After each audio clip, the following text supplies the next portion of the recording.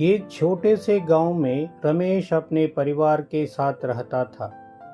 उसकी पत्नी सविता और उनकी बेटी परी बहुत मेहनती थे, लेकिन उनका बेटा राजू बहुत आलसी था।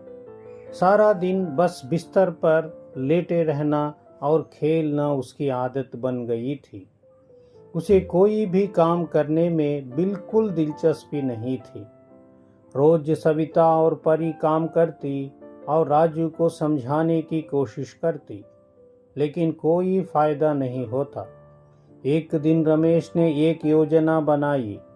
उसने सविता और परी को बुलाया और कहा, हम एक छोटा सा नाटक करेंगे और राजू को उसकी आलसी के आदतों का एहसास दिलाएंगे।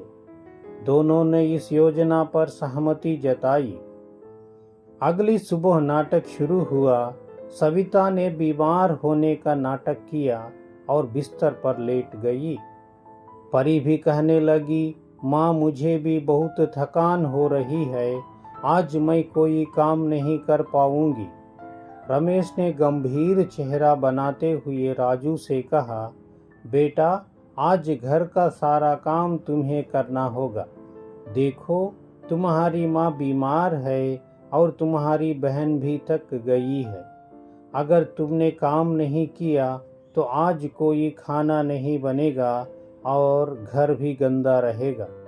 राजू ने सोचा, ये सब मुझे क्यों करना पड़ेगा, लेकिन जब उसने देखा कि कोई उसकी मदद के लिए तैयार नहीं है तो मजबूरी में उसे काम करना पड़ा।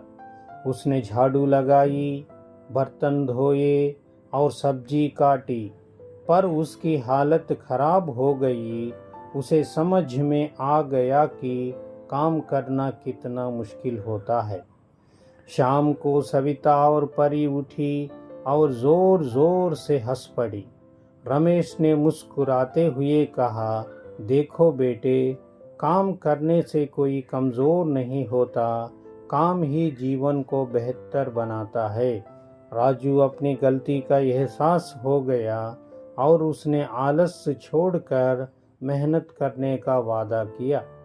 इस कहानी से हमें यह शिक्षा मिलती है, नाटक के माध्यम से राजू ने सीखा कि मेहनत करने से ही आत्मनिर्भरता और सच्ची खुशी मिलती है।